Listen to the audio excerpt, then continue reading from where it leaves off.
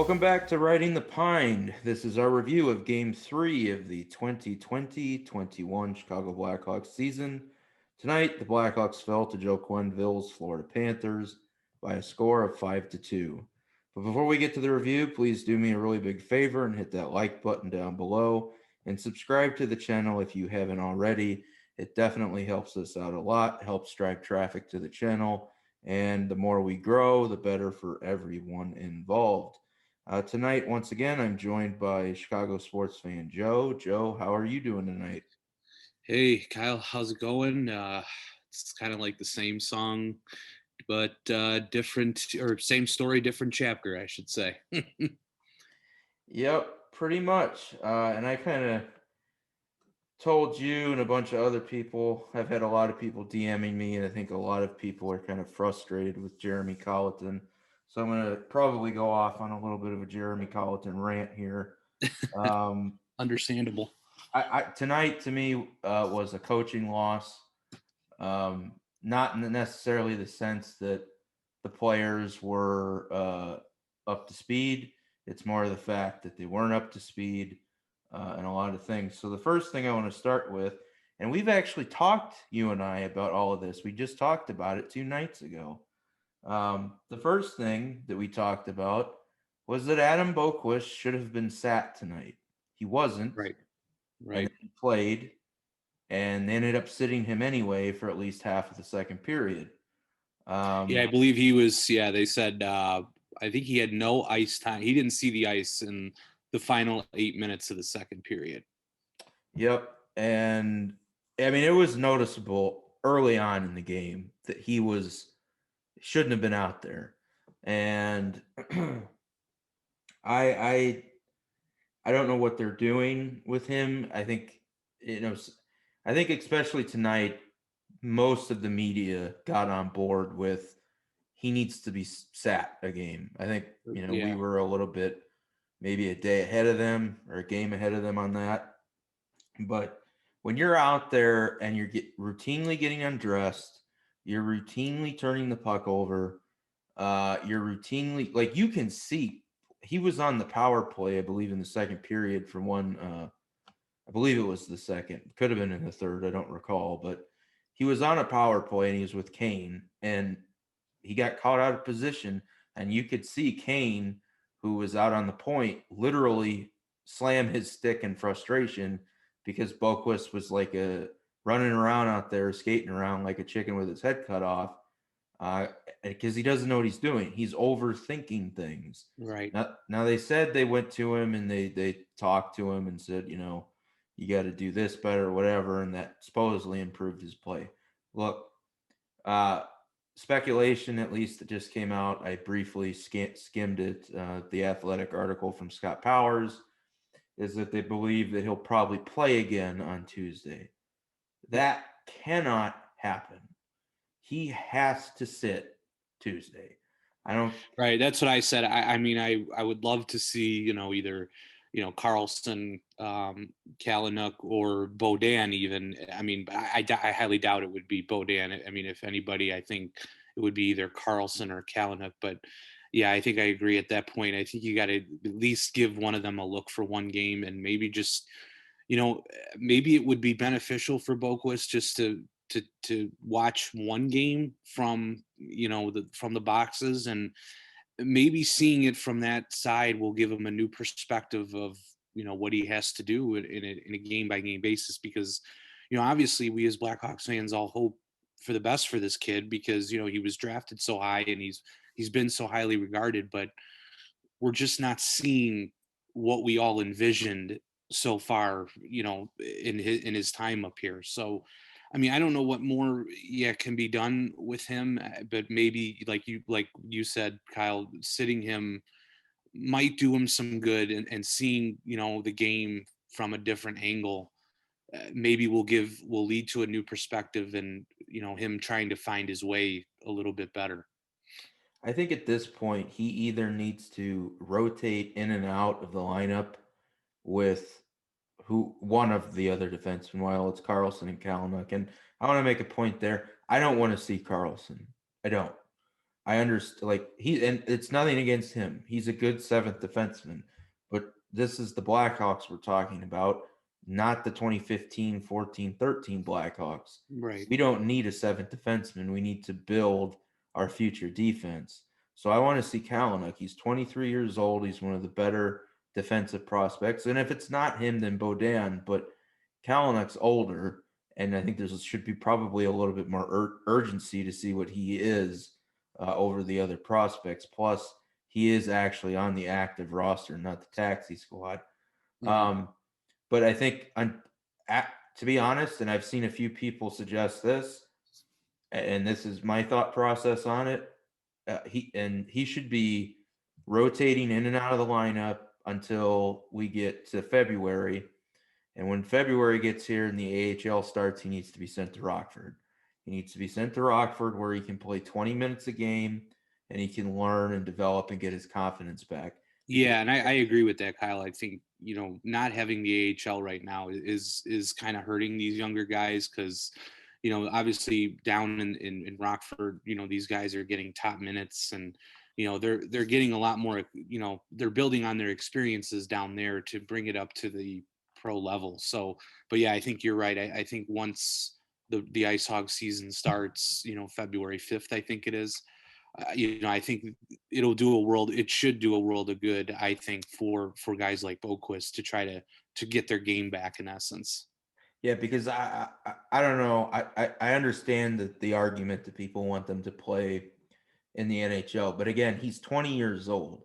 You've got guys who are more developed and more, at least, further along, or they should be at least defensively, like a Kalynuk or even a Beaudin, who are older, they get more experience, that can play right away. He's young. Like he probably honestly should never have even been brought up yet. Right. Probably should have been left there all last season, but because of, the stuff that was going on last season and a team that was trying to just do something to keep fans entertained and inject some youth, I guess, into the roster, something to get him going. They brought him up, and I don't know. To me, he's better off down there than he is playing in the NHL because he can. It's to me, it looks like it's a confidence issue, and he's just overthinking. Right. And I think that's like kind of what, I think it's like, two Blackhawks fans and maybe even the organization, management is expecting so much of this kid, but we're not, like, maybe we're just not grasping the bigger picture that, like you said, he is only 20 years old. So maybe we're just holding him in a high regard when, his career is just kind of getting off the ground, so to speak. He's Right. dipping his feet in the water. So I think, we got to, not to say, okay, well, he's going to blossom into a, top defenseman. We don't know the future. But, like you said, getting him some time and getting him into more, situations for him to develop, I think in Rockford will do him, I think, a world of good. Yeah, and as part of that move to at least scratch him the next game, and by the way, I actually think he should be sat for 2 more games. For one thing, whether you're just getting Kalynuk a game and then Carlson a game, or Kalynuk 2 games, uh, because as we just said, Rockford's not around. Those players are just sitting around. You want them playing games. So you want, at least, I would think, to get both of them at least 1 game or Kalynuk into 2 games. And on that note, when you scratch Boqvist, you can send him to the taxi squad. He's waivers exempt. That's something you can do to clear up a roster spot. And then leading into my next point that I wanted to bring up, we can bring up Kevin Lankinen and play Yeah. Kevin Lankinen Yeah, because and I think Jamal Mayers, even for people that watched the post game show tonight on NBC Sports Chicago Hawks post game live, I believe he wanted to see, or he predicted Lankinen would get a look likely on Tuesday, and I hope that happens. But I guess we'll see. Even though Pat Boyle thought that Colliton would go back to Subban, which I hope doesn't happen, but I would rather see Lankinen over Subban at this point. Yeah, I think most people are over, like, well, we were over Subban before he even got here. Yeah. Maybe that's not entirely fair, but uh, I don't, again, like Carlson, Subban doesn't really factor into the future of this organization from No. where I'm sitting. Right. So, you've got your best, at least potential, ceiling potential in Lincoln and hasn't played yet. You want to get him into a game. If you're going to sit Boqvist, then it's not like a demotion to Rockford. It's just like playing checkers or chess. You're just moving pieces around. So Right. just send him to the taxi squad and bring up Lincoln.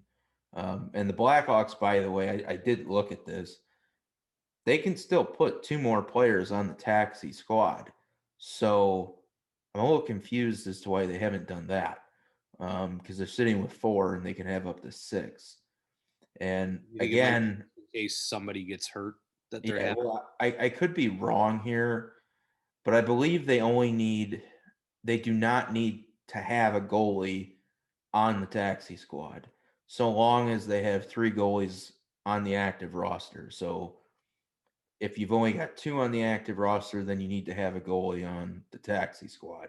If there's three on the active roster, you don't need one on the taxi squad type of deal. You just have to have three goalies across those two platforms. So you can send Boqvist down to the taxi squad, and I say send down. It's not really sending down because they're still with Yeah, the just team. putting them on it. Yeah. Yeah, and then have Lankinen come up and play versus Subban. But I actually most likely would probably go with what Pat Boyle said. I think Subban's probably going to be the guy. But what should happen again is Lankinen should play Tuesday. Right. Um, so something else we talked about. Uh, well, I guess before that, I don't have a problem with how Delia played tonight. I guess I want to say that. Do you have any thoughts on Delia tonight? And like I said, he did do well. I mean, they were talking about it too on the post game tonight. Like 2 to 3 goals, maybe could he have had them? I mean, I think the one that was deflected by, even though it was deflected by Dahan, that went through his pads. I don't know. I feel like he should have that one, but I understand, crap happens, pucks go between your legs all the time, um, but I thought he was, again, he did okay. He did good, but these performances. I mean, obviously we've allowed 15 goals against in the first 3 games. That's not going to win you a lot of hockey games. So we've got to try to shore things up a little bit. And I know, the defense in front of them is continuing to not do them any favors, but Yeah, we Duncan Keith did not play well tonight. no, that's what I said. I knew that was the first thing I was leading in my next point. He did not have a very good game at all tonight. So, I mean, the one I think that was, where we tied the game up and then 23 seconds later, that 2-on-2. I mean, I mean, and it's so hard because, Dunks is such a good defenseman and he's a veteran defenseman, but like the mistakes he makes sometimes is like, it's like he's a rookie out there. It's like these are Well, not mistakes a veteran defenseman should be making. But so he was for a while at least they had moved Boquist with him. And I had said, was it the third goal or the fourth goal? One of the goals, I think it was the third goal. Uh I think that Murphy and Keith were on the ice together. I have not liked that defensive pairing all season. Uh, and it's also a little, those are probably your two best defensemen. So yeah, having them together with uh, so many young players on defense probably doesn't make much sense. I don't think, at least logistically.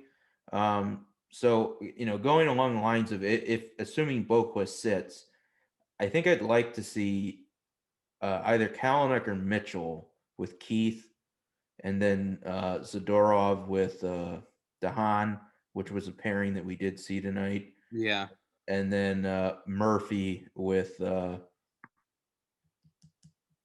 am I forgetting here?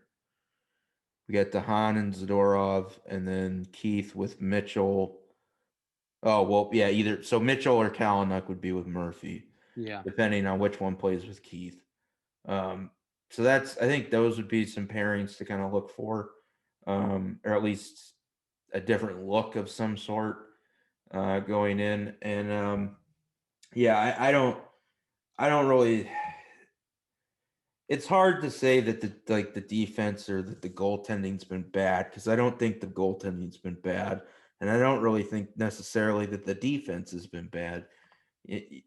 We're talking about 2 of the 3 games that were against a team that's just so overly skilled. The Blackhawks had no shot. I mean, realistically.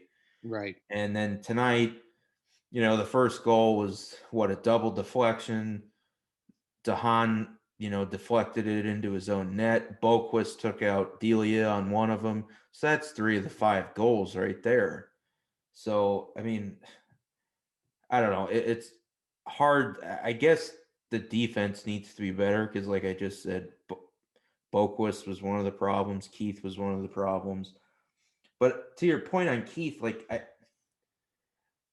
he looks like a rookie, but I think he's got the same problem with Boqvist. I think he's so frustrated that he can't play his normal game like he would do in yesteryear, that it's affecting his play too. Right. He's starting to oh, where's my defensive partner? Now I gotta go and make sure he's doing what he's doing or cover for him, plus try to do what I'm doing, kind of thing.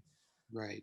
And And perhaps that's the why they throw tournament, I think the Murphy. one, what was it that because I mean, but like, especially on the 2-on-2, and you just let, um, who was the guy that scored that goal? He's got like a long name. I can't remember, from Florida, but basically you let him go right through you. Like, didn't even, it's a 2-on-2. Like, you shouldn't be trailing the guy that far back on a 2-on-2. But and then the one that led, I think, to the third or fourth Florida goal, he, behind the net, you don't pass the puck in front of your own net. I mean, that's stuff you learn as a rookie.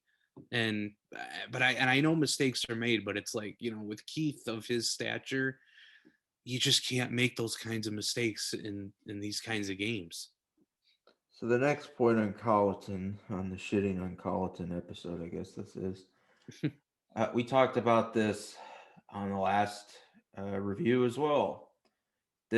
And I think this is a ongoing problem. If there was something that defined Colliton's tenure as the Blackhawks head coach, is that they at least recent memory anyway, they come out, they play really well, and then they come back out after the intermission and they shit the bed, or they play okay, then there's a 5 to 10 minute stretch, they shit the bed, and the game is over. Right. Because you don't have, especially now, but even when last year when you had Doc and Taves, we saw it versus Vegas, you don't have the offensive firepower to come back from a 3 goal deficit, or even maybe even 2 goal deficits. So I don't know what their problem is with them, either if it's mental lapses or just the lack of intensity when they come back out after the break and they're just getting steamrolled.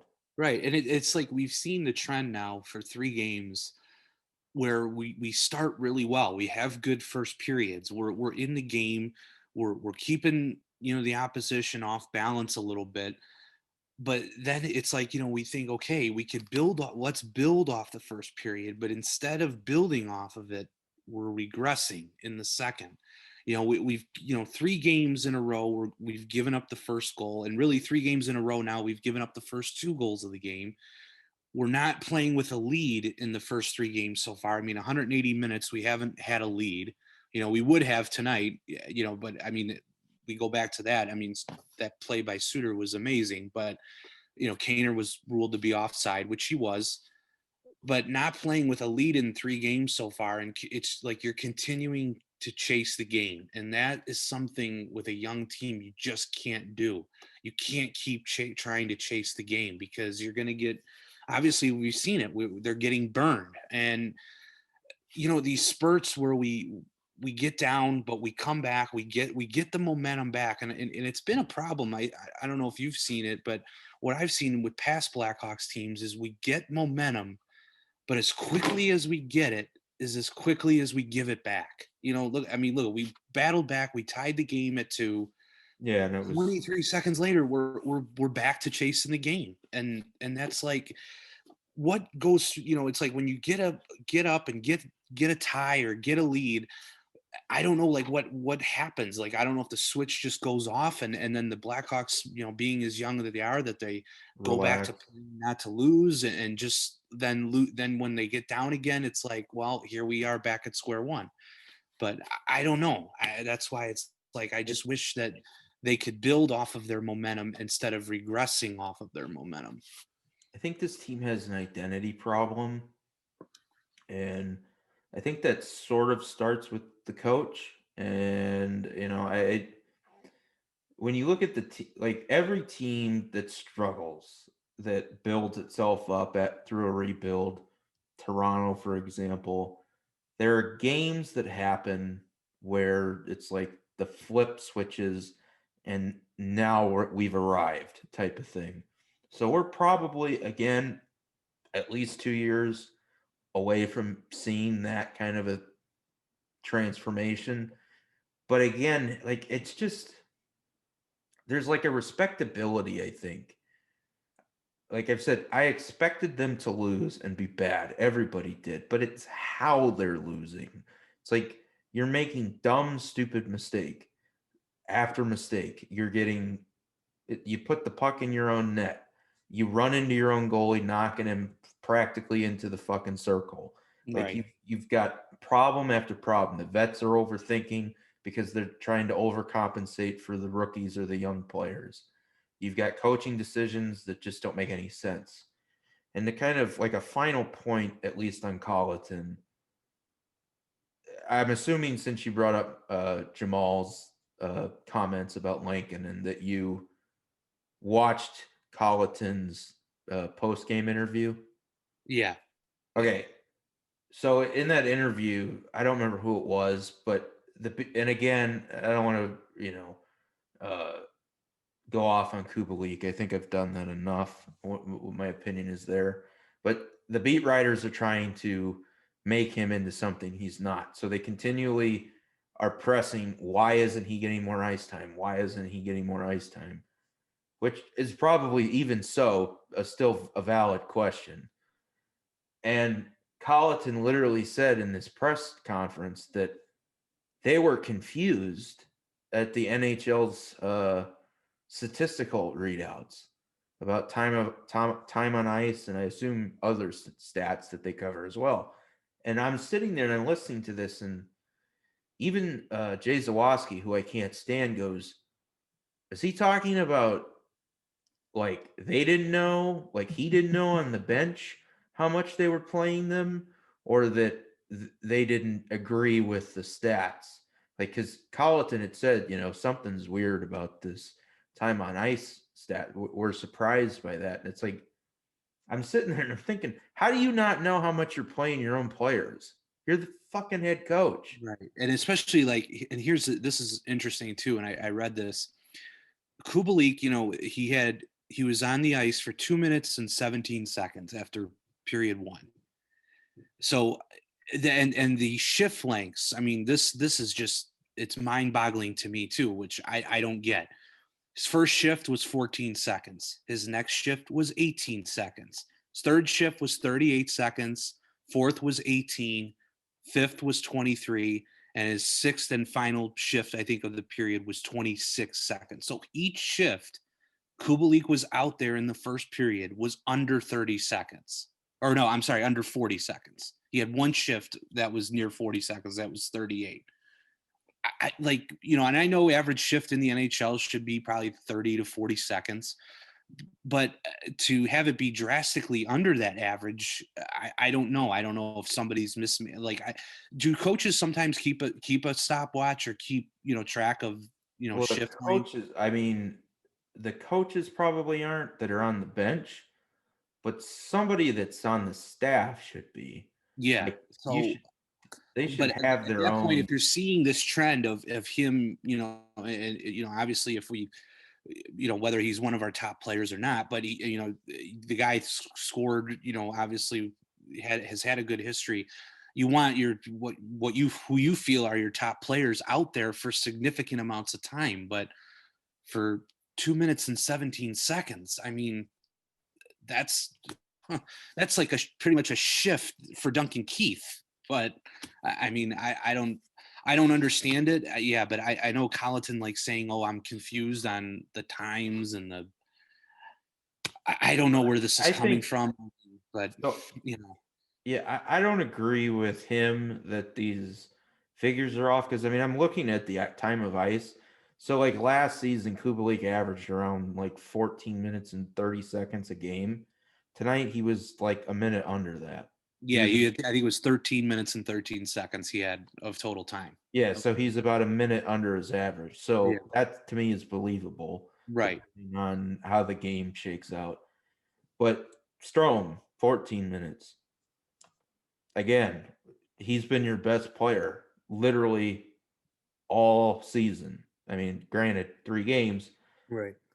but he was 73% at the faceoff circle again tonight. And he only played 14 minutes. Highmore was on the ice for 7 minutes.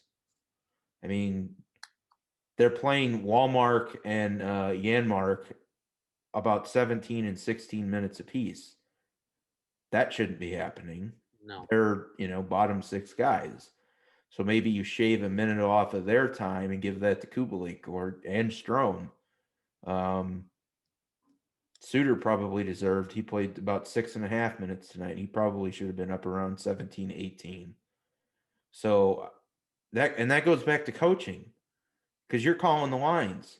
Right. So I don't understand what's going on. And Kane played 23 minutes. That's about what I'd expect. So I don't know where Colliton's getting that these numbers are off. They look accurate to me. The usual suspects are all where they usually are. Keith 23 minutes, Murphy 22, Kane 23, just under 23, DeBrinket's at 21. I mean,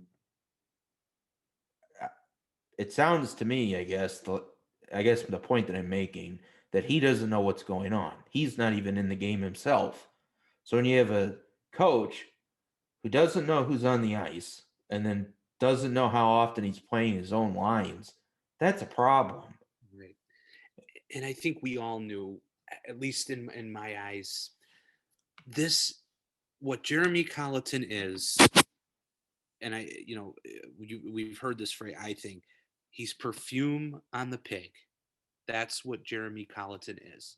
I think we Blackhawks fans have to realize that Jeremy Colliton is not the long-term answer for this team. I think 100% of the fan base has to know that. If they don't, I don't know what to say. But this guy is not going to take you to multiple Stanley Cups, multiple playoff appearances. He's just not. And it's no offense to Jeremy. I'm sure he's a good guy off the ice and he's got a good hockey mind. He's been a player, but I don't think he has what it takes to really develop a team, to get this team to play to its potential.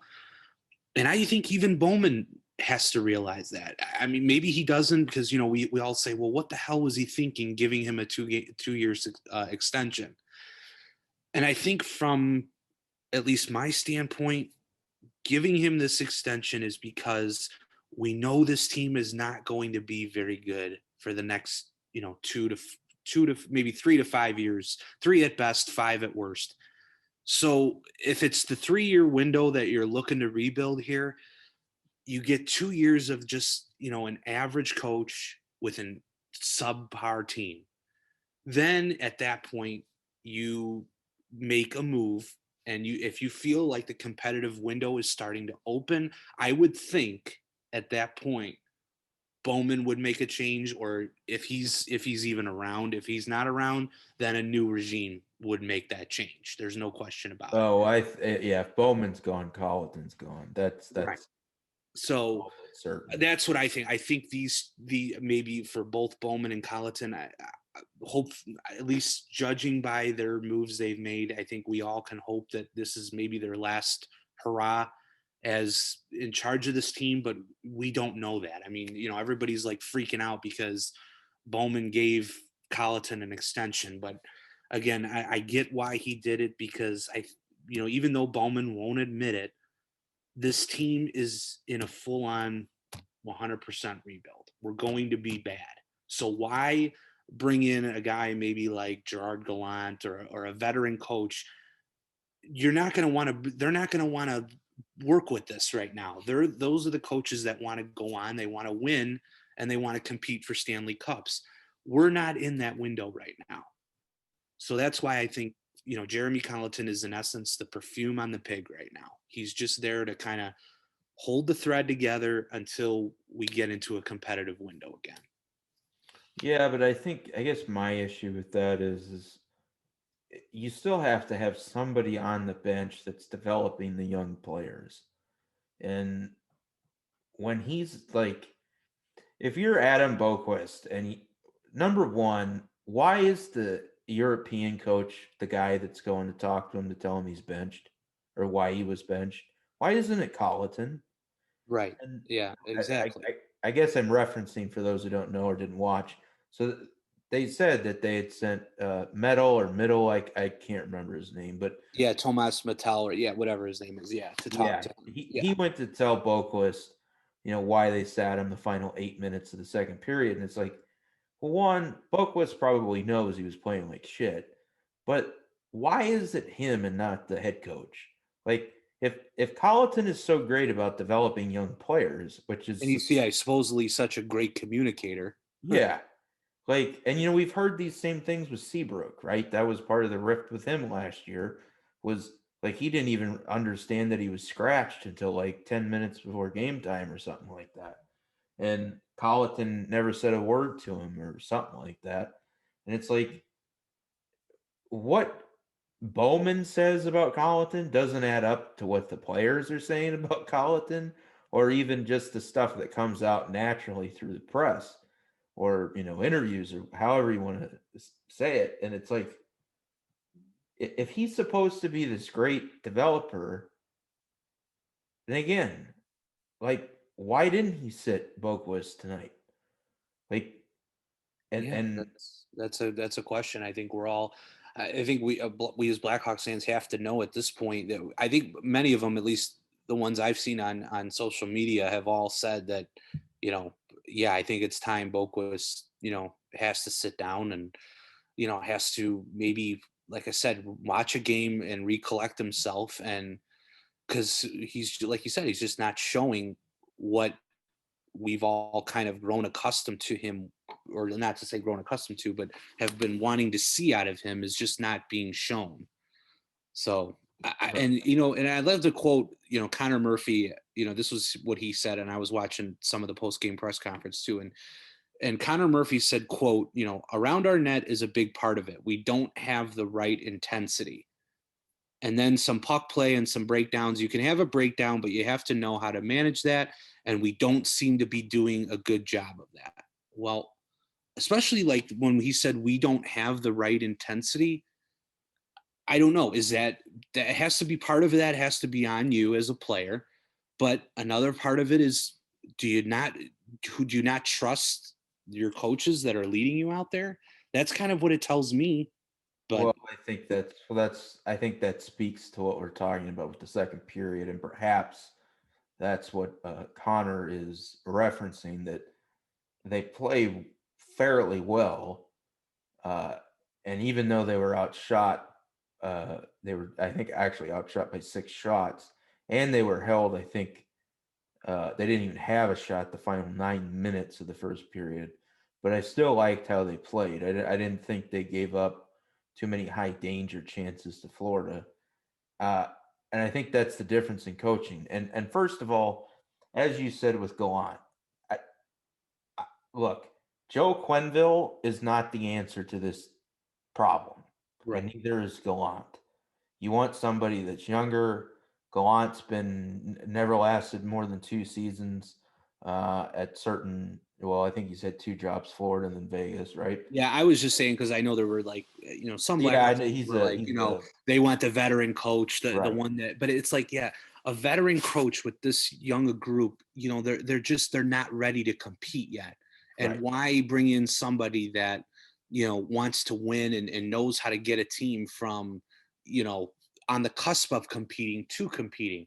You can't bring in that veteran right now. You need somebody, but like you said, is Colliton the one to develop these guys? And I'm Yeah. just not seeing it. And and I know I say like, oh, he's just the band-aid, but yeah, I agree with what you said, Kyle, that they should be at least, these players should be at least showing progress. And Suter seems to be doing okay. Kurashev seems to be growing through. I mean, again, it's only 3 games, but I think the big one that is, and it's glaring because of how highly regarded we have him, is Boqvist. And I mean, maybe it's just Colliton doesn't know what to do with him. Maybe he's trying. I mean, I'm sure he's trying different things. Well, that's He's even the crazier thing, right? Colleton was a defenseman. right, right. So, but I don't know. Maybe it's just what he's saying isn't clicking with Boqvist. We will never know this answer, and Right. you know, Well, it, it it just I guess where I'm sitting in the point that I'm making, I don't want a Quenneville that's going to come in or a veteran coach. Well, I'll just use Quenneville as an example, I guess, that comes in and then that does what we were complaining about before he got fired, sitting young players, playing players that didn't deserve to play because they were veterans. And now we've got Colleton, who apparently doesn't have very good communication skills, despite what Bowman says, and is playing in this regard Boqvist because he's afraid to not play him. And I understand the whole well, they're young, they got to play, and now we don't have Rockford and all of that goes into it. But it's like, yes, but you still have to be like a parent at some point, right? Where you sit them, you have to discipline them in the kind of the parental role aspect. If you don't do that, they're not going to develop and learn. right. So I guess I would like kind of a happy medium, and I don't feel like I'm getting that with Colleton. But either way, we can kind of wrap this up. Were there any positive things that you wanted to talk about tonight other than Yeah, I don't mean, involve I Colleton? liked, yeah, that Suter. I mean, it really, I mean, that spin-o-rama pass to Kane was amazing, and like I said, he seems to be really progressing and growing, um, and I still love the fourth line, and I like that. It's everybody's like, well, why is Colleton starting the fourth line? But against the team's top line, but they've done I'd have to say they've done a good job to start the game and shutting a team's top line down. They haven't given up a lot. They haven't allowed the opposition to get a lot of high danger chances starting the game. So I do like that. And it seems the power play is clicking too. I mean, I think it's 3 straight games now to start the year with a power play goal, which, we know how bad the power play has struggled, in the past season or so. So those are probably the positives for me tonight. I mean, like I said, we're there. It's like we have to learn how to play a full 60 minutes, and that's kind of what we're lacking right now.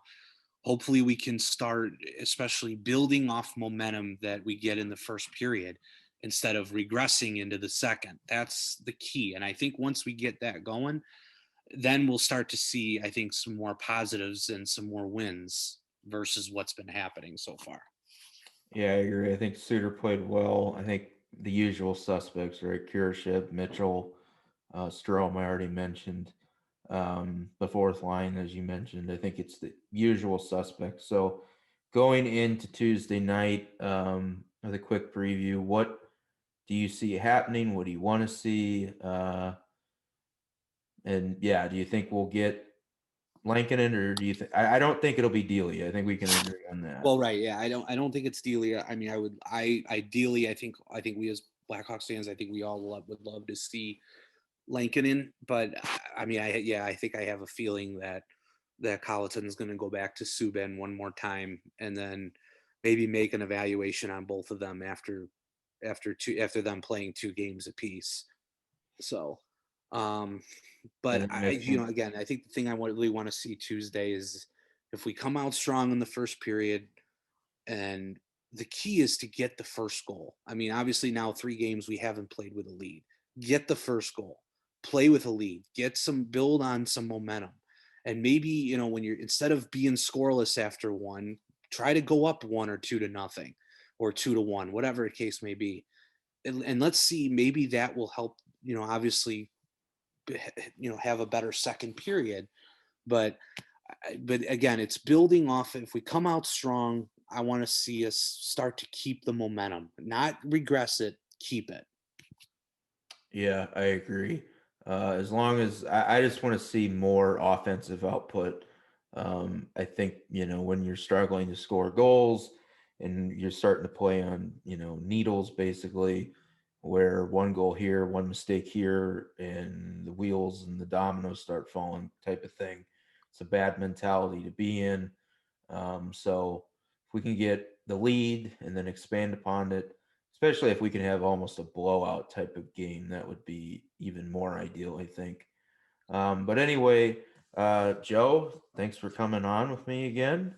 I greatly appreciate it. Josh is dealing with strep throat right now, so not Yeah, sure. no, happy to fill in. And yeah, like I said, yeah, thanks for having me. And for fans out there that would love to, I would love your feedback too. I love hearing feedback from other fans. If there's some point I didn't hit on, or something I didn't feel like you got the point across, or feel like I could do a better job, I'm all ears. I'm all for feedback, positive or negative. So for the fans out there listening, give me a follow, let me know your thoughts. I'm always happy to talk Blackhawks hockey with anyone and anybody. So Yeah, I'll just echo that. This podcast was created, or at least I created it, with the intent of it being for fans. Now, we're not where the total vision right now, the whole package. I've said before, the goal is to have this show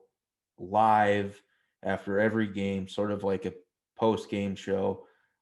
Even I guess maybe competing with the Blackhawks post game show, where we'll have several people to open the show, and then you guys fans can come in, call in, and we can discuss this. And because I think it would be great to kind of have something like yeah, that where we're the not fans just podcast, this is like, the fans podcast, the fans for the fans kind of thing, right. So, I mean, at least there's no intimidation factor. There's no right or wrong answers. Obviously we're going to agree with, some points. We're going to disagree with some points. That's what makes this world go round. So, and I'm not one to bash anybody or, say, oh my God, you're way off the beaten path, whatever you think, yeah, I mean, explain it to me, sell it to me, I'd be happy to be proven wrong in many instances. And I am wrong more often than I am right. So, but, like I said, anybody with feedback, I'm all ears. So, Yeah, and if anybody wants to jump on now, while we're doing audio only this season, just DM me at either McBrooklyn48 on Twitter or Riding the Pine 21, which is the show's Twitter handle, and also give Joe a follow over at Chai Sports Fan Joe.